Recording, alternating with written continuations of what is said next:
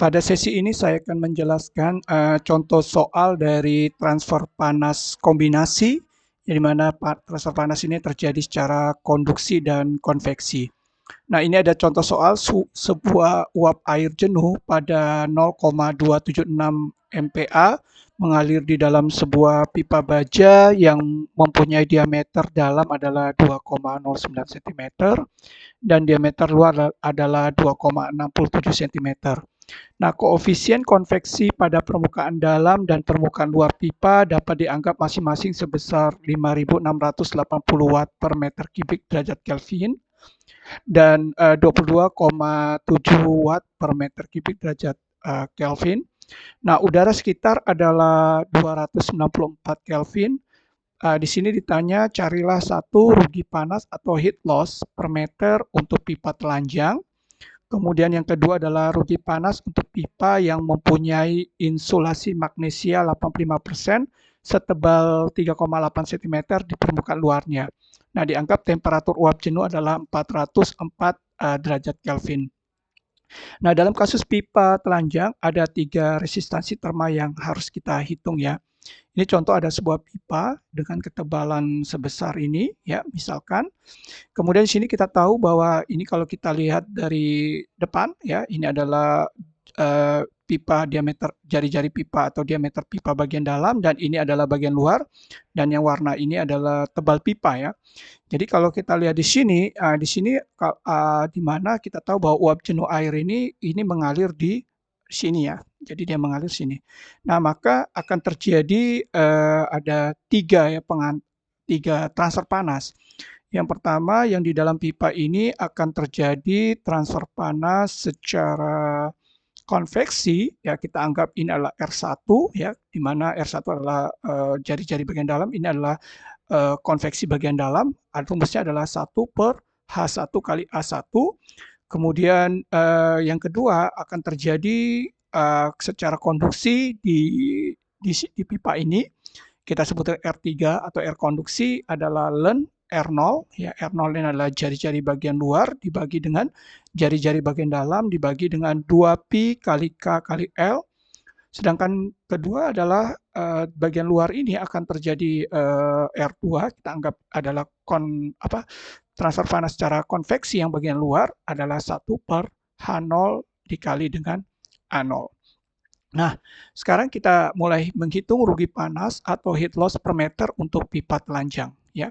Nah, kita tahu bahwa R1 tadi adalah 1 per, nah ini adalah 5680 watt per meter kubik. Ini adalah nilai dari H-nya ya, nilai koefisien konveksi yang di bagian dalam, kemudian dikali dengan pi, dikali dengan ini adalah 0,0209 adalah bagian dalam ya, jari-jari atau diameter bagian dalam, ini dikali dengan per meternya sehingga dapat 0,00268 Kelvin per wattnya. Nah, kemudian untuk R2 ini adalah kita menghitung transfer panas secara konduksi ya, di mana rumus adalah 1 per, nah ini adalah 22,7 watt per meter kubik per derajat Kelvin adalah ini nilai konduktivitinya ya, konduktivitas pipa baja kali pi, maaf R2 ini adalah bukan konduksi ya, tapi transfer panas secara konveksi yang terjadi di luar pipa. Jadi ini rumus adalah 1 per 22,7 watt. Ini adalah koefisien konveksi ya yang ada di luar pipa kali dengan ini adalah jari-jari atau diameter bagian luarnya. Sehingga kita dapat 0,525 K per watt. Nah, kemudian R3, nah ini adalah kita hitung untuk transfer panas yang terjadi di dalam pipa, ya itu adalah yang secara konduksi. Nah, di mana rumusnya R3 adalah ln dari ini adalah 2,67 adalah R0 dibagi dengan 2,09 adalah bagian dalam ya. Ini bagian luar dan ini bagian dalam per 2pi.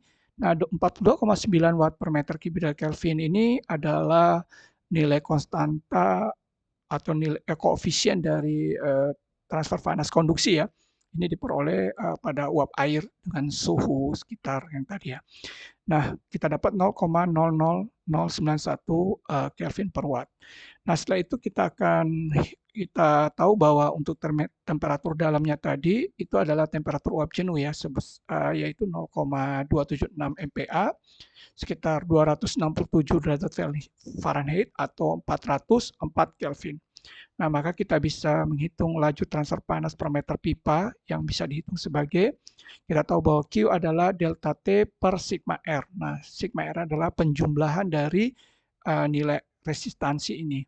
Nah, kita dapat bahwa kalau kita ini jumlahkan, untuk nilai R adalah 0,528, sedangkan delta T adalah suhu luar adalah 404, kurang ini adalah bagian dalam adalah 294 derajat Kelvin, sehingga kita dapat 208 watt.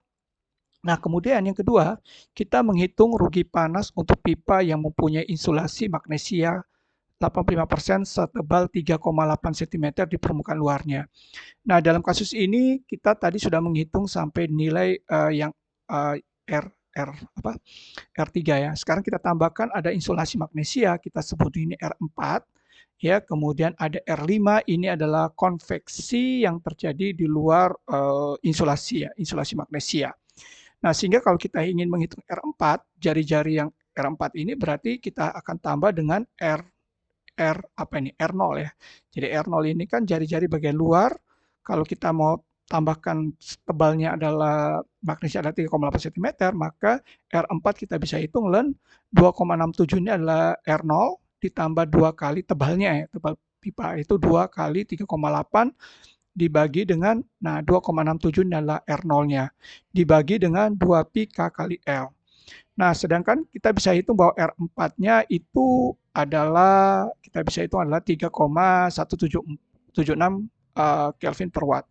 Nah, berarti ini adalah kita bisa menghitung R4 itu adalah resistansi yang kita hitung yang ada di konduksi yang terjadi di insulasi magnesia ini sebesar 85%. Nah, kemudian kita hitung di luar dari insulasi ini adalah terjadi secara konveksi, maka R5 adalah akan berlaku rumus R-nya adalah 1 per 22,7 ini adalah nilai dari harga koefisien konveksi ya, 22,7, sedangkan 0,1027 meter ini adalah diameter dari jarak di sini paling terluar. Nah, sehingga kita peroleh R5 adalah 0,1365 Kelvin per watt. Nah, jadi rugi panas untuk pipa yang diinsulasi akan kita hitung menjadi Q adalah delta T per sigma R. Nah, delta T tetap kita pakai T yang paling luar adalah 404 kurang bagian dalam adalah 294. Nah, delta R ini berarti kita akan jumlah R1 tambah R2 tambah R3 tambah R4 tambah R5, yaitu sebesar 3,316. Nah, sehingga kita beroleh Q adalah 33,2 watt. Nah, artinya terjadi pengurangan ya dari sebelumnya. Oke, itu aja yang saya bisa jelaskan. Terima kasih atas perhatian.